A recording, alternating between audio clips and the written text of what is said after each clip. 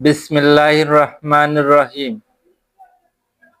শুরু করিতেছি মহান আল্লাহর নামে, যিনি পরম করুণাময় ও অসীম দয়ালু।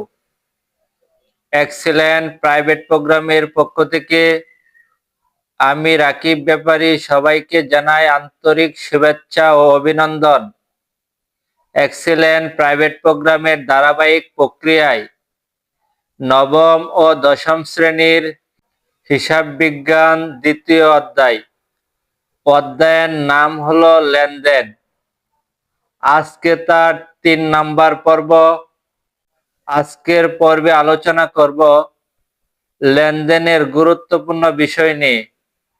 প্রিয় শিক্ষার্থীরা, হিসাব সমীকরণ অর্থাৎ a=l+e প্রমাণ করো, বিবরণী চক প্রস্তুত করো, টেবুলার চক প্রস্তুত করো। একই কথা, কিভাবে আমরা হিসাব সমীকরণের প্রভাব অথবা a=l+e প্রমাণ করো কিভাবে আমরা অঙ্কটি করব, এই বিষয়টা নিয়ে আজকে আলোচনা করব।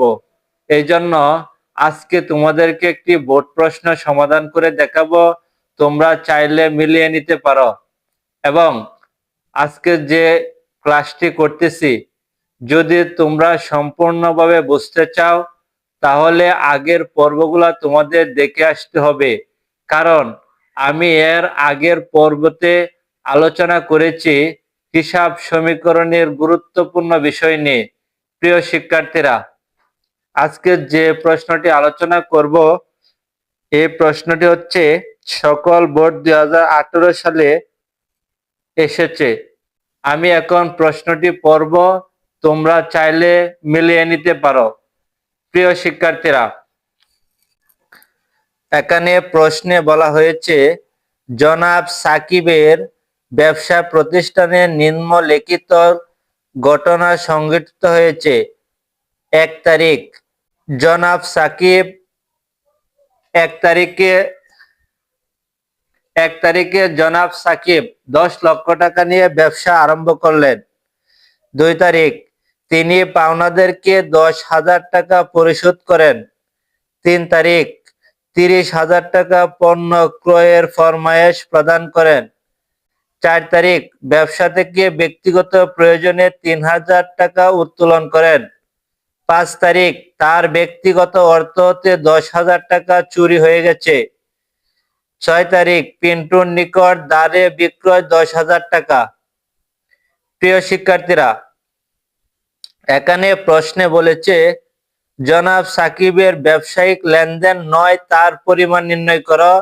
খ নম্বরে বলছে উপরোক্ত লেনদেনগুলো কারণ সহ ব্যাখ্যা করো। গ নম্বরে বলছে জনাব সাকিবের লেনদেনগুলোর সমীকরণের প্রভাব দেখাও, অর্থাৎ a=l+e প্রমাণ করো। প্রিয় শিক্ষার্থীরা, আমরা গ নম্বর অঙ্কটি সমাধান করে দেখাবো। এখন অঙ্কটি সমাধান করার আগে হিসাব সমীকরণের গড় কয়টি, এই বিষয়ে আগে বুঝতে হবে।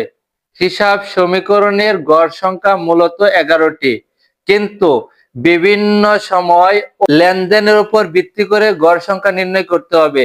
প্রিয় শিক্ষার্থীরা, এখানে হিসাব সমীকরণের প্রভাব, এখানে আমি লিখছি তারিখ, উদ্ধৃত্ত, নগদ, দেনাদার, অর্থাৎ সম্পদের একাধিক গড় থাকতে পারে, যেমন নগদ, দেনাদার, ব্যাংক জমা, প্রাপ্য হিসাব ইত্যাদি থাকতে পারে। এই জন্য লেনদেনের উপর ভিত্তি করে গড় সংখ্যা নির্ণয় করতে হয়। প্রিয় শিক্ষার্থীরা, আজকে যে বোর্ডটি সমাধান করতেছি, এই বোর্ডের উপর ভিত্তি করে গড় সংখ্যা নির্ণয় করছি।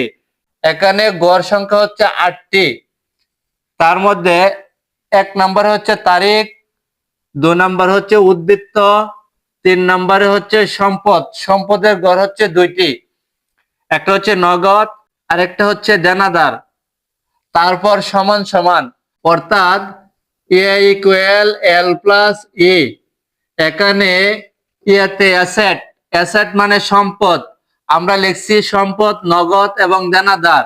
সম্পদ সমান সমান দায় প্লাস মালিকানা সত্ত্ব, অর্থাৎ এল হচ্ছে লায়াবিলিটিস মানে দায়, ই হচ্ছে ইকুইটি মানে মালিকানা সত্ত্ব। তাহলে সম্পদ সমান দায় প্লাস মালিকানা সত্ত্ব, এই জন্য সম্পদ সমান সমান একটি ঘর। তারপর হচ্ছে দায় প্লাস মালিকানা সত্ত্ব, দায় কি? পাওনাদার। মালিকানা সত্ত্ব এটা হচ্ছে মালিকের মূলধন। প্রিয় শিক্ষার্থীরা, লাস্ট যে ঘরটি হচ্ছে এটা হচ্ছে মন্তব্য। তোমরা চাইলে মন্তব্য লিখতেও পারো, না লিখলেও সমস্যা নাই। প্রিয় শিক্ষার্থীরা, এ হচ্ছে হিসাব সমীকরণের গড়। এখন আমরা হিসাব সমীকরণটি নির্ণয় করি। এখানে বলছে 1 তারিখ জনাব সাকিব 10 লক্ষ টাকা নিয়ে ব্যবসা আরম্ভ করেন। 1 তারিখে 10 লক্ষ টাকা নিয়ে ব্যবসা আরম্ভ করেন। প্রিয় শিক্ষার্থীরা, আমরা যখন ব্যবসা আরম্ভ করছি তখন যখন আমরা নগদ টাকায় ব্যবসায় দিছি, আমরা তো নগদে টাকা দিয়েই তারপর ব্যবসা আরম্ভ করছি। এই জন্য নগদান হিসাবে নগদে কত টাকা দিছি? 10 লক্ষ টাকা নগদে দিছি, এই জন্য নগদান হিসাবে 10 লক্ষ টাকা লিখবো।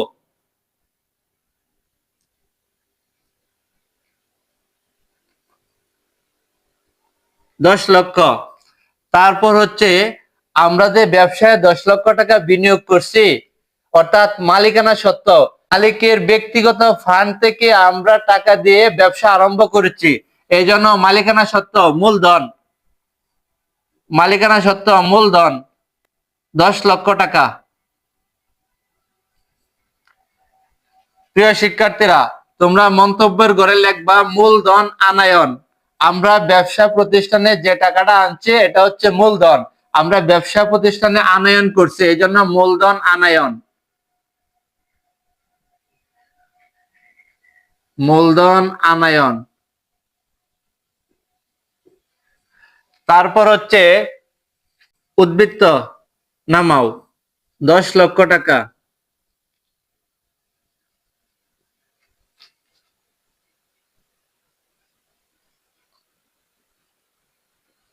উদ্বৃত্ত মানে যোগফল, অর্থাৎ আমরা নিচে নিচে নামাবো। প্রিয় শিক্ষার্থীরা, পরের তারিখ হচ্ছে 2 তারিখে বলছে তিনি পাওনাদারকে পরিশোধ করেন 10,000 টাকা। প্রিয় শিক্ষার্থীরা, আমরা যখন পাওনাদারকে পরিশোধ করছি তখন আমরা নগদে করছি, এই জন্য নগদান থেকে 10,000 টাকা আমরা বিয়োগ করব। যেহেতু আমরা পাওনাদারকে পরিশোধ করছি, এই জন্য নগদান থেকে আমরা কি করব? বিয়োগ করব। এবং পাওনাদার 10,000 টাকা পাওনাদার। এখন এখান থেকে মূলধন থেকে হিসাবে বাদ দেওয়ার কথা ছিল, যেহেতু আমরা পাওনাদারকে পরিশোধ করছি অর্থাৎ পাওনাদারকে দিয়ে দিচ্ছি, এই জন্য আমরা ব্র্যাকেটে রেখে দিব, পরবর্তীতে আমরা মূলধন থেকে বিয়োগ করে নেব। প্রিয় শিক্ষার্থীরা, 10 লক্ষ থেকে 10,000 টাকা বিয়োগ করলে আমরা পাবো 9,90,000। 9,90,000। এখানে নামাও 10,000। 10 লক্ষ।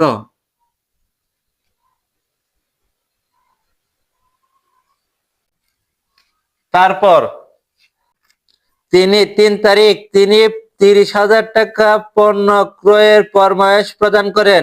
প্রিয় শিক্ষার্থীরা, 3 নাম্বার ঘটনাটি লেনদেন নয়, কারণ 30,000 টাকার পণ্য ক্রয়ের ফরমায়েশ প্রদান করছে, এখনো আর্থিক অবস্থায় পরিবর্তন হয় নাই, যার কারণে 3 তারিখের ঘটনাগুলো আমরা লেনদেন হিসাবে গণ্য করব না। তারপর হচ্ছে 4 তারিখ ব্যবসা থেকে ব্যক্তিগত প্রয়োজনে 3,000 টাকা উত্তোলন। ব্যবসা হতে ব্যক্তিগত প্রয়োজনে 3,000 টাকা উত্তোলন করছে। উত্তোলন আমার জন্য খরচ, এই জন্য বিয়োগ করতে হবে।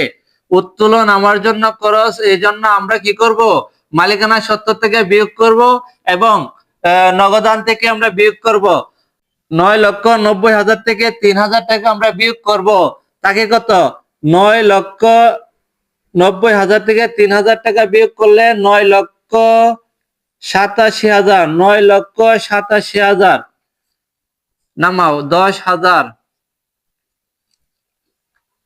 তারপর হচ্ছে 9,97,000। 9,97,000। প্রিয় শিক্ষার্থীরা, 5 তারিখে বলছে ব্যক্তিগত অর্থ হতে 10,000 টাকা চুরি হয়ে গেছে। এখানে লেনদেন আর্থিক অবস্থায় পরিবর্তন হয়েছে ঠিকই, কিন্তু ব্যবসায়ের কোনো ক্ষতি হয় নাই।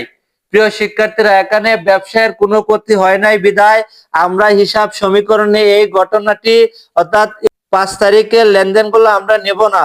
কারণ হচ্ছে এখানে ব্যক্তিগত অর্থ হতে 10,000 টাকা চুরি হয়েছে, কিন্তু ব্যবসা প্রতিষ্ঠানে কোনো টাকার আদান প্রদান হয় নাই, লেনদেনও হয় নাই, অর্থাৎ ব্যবসা প্রতিষ্ঠানের কোনো আর্থিক অবস্থায় পরিবর্তন হয় নাই। যার কারণে আমরা 5 তারিখের ঘটনাগুলো লেনদেন হিসাবে গণ্য করব না এবং হিসাব সমীকরণে এই ঘটনাগুলো লিখব না। প্রিয় শিক্ষার্থীরা, 6 তারিখ বলছে পিন্টুর নিকট দ্বারে বিক্রয় 10,000 টাকা। দ্বারে বিক্রয়, প্রিয় শিক্ষার্থীরা, বিক্রয়ের সাথে হচ্ছে দেনাদার, বিক্রয়ের সাথে দেনাদার, ক্রয়ের সাথে হচ্ছে পাওনাদার, এবং দেনাদারের সাথে প্রাপ্যর সম্পর্ক এবং পাওনাদারের সাথে প্রদেয় সম্পর্ক। আমরা এখানে দেনাদার লিখছি, যেহেতু দ্বারে বা বাকিতে বিক্রয় করছি এই জন্য বিক্রয় হিসাব, বিক্রয় আমার জন্য আয়, এই জন্য দেনাদার, বিক্রয়ের সাথে দেনাদারের সম্পর্ক বিধায় এই জন্য দেনাদারের করে 10,000 টাকা আমরা কি করব, যোগ করব। বিক্রয় আমার জন্য আয়, এই জন্য যোগ করব। বিক্রয় আমার জন্য আয়, বিক্রয় আমার জন্য আয়, এই জন্য যোগ করব। এখানে 10,000 টাকা যোগ করো।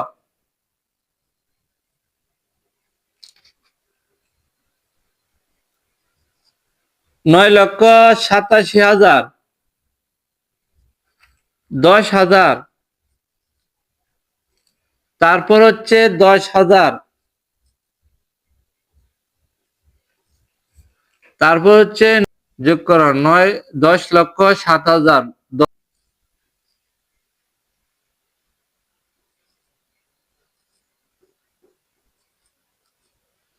10,07,000। প্রিয় শিক্ষার্থীরা, এখন আমরা সম্পদ 2 ঘরের টাকা আমরা যোগ করব। 2 ঘরের টাকা এখানে আছে 9,87,000 আর 10,000, 9,97,000, 9,97,000 যোগ করে পাই 9,97,000। আমরা এখান থেকে 10,000 টাকা বিয়োগ করব। পাওনাদারকে পরিশোধ করছি, এই জন্য মালিকানা সত্ত্ব থেকে বিয়োগ করব। মালিকানা সত্ত্ব থেকে বিয়োগ করব। 10,07,000 থেকে 10,000 টাকা বিয়োগ করলে আমরা পাবো 9,97,000, 9,97,000।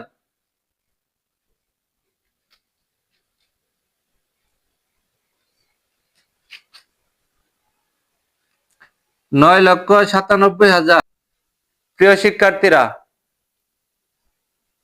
আজকে যে বিষয়টি নিয়ে আলোচনা করেছি, যদি তোমাদের বুঝতে অসুবিধা হয় তাহলে আমাকে কমেন্ট বক্সে জানাবা, আমি পরবর্তীতে সংশোধন করে দেওয়ার চেষ্টা করব। এবং আজকের এই ভিডিওটি যদি তোমাদের একটু উপকারে আসে অবশ্যই লাইক, কমেন্ট এবং শেয়ার করবা বন্ধুদের মাঝে। যারা সাবস্ক্রাইব করেছ তাদেরকে অসংখ্য ধন্যবাদ। আর যারা এখনো করো নাই, যদি প্রয়োজন মনে করো চ্যানেলটি সাবস্ক্রাইব করে পাশে থাকবা। প্রিয় শিক্ষার্থীরা, সবাই ভালো থাকো, সুস্থ থাকো। আসসালামু আলাইকুম।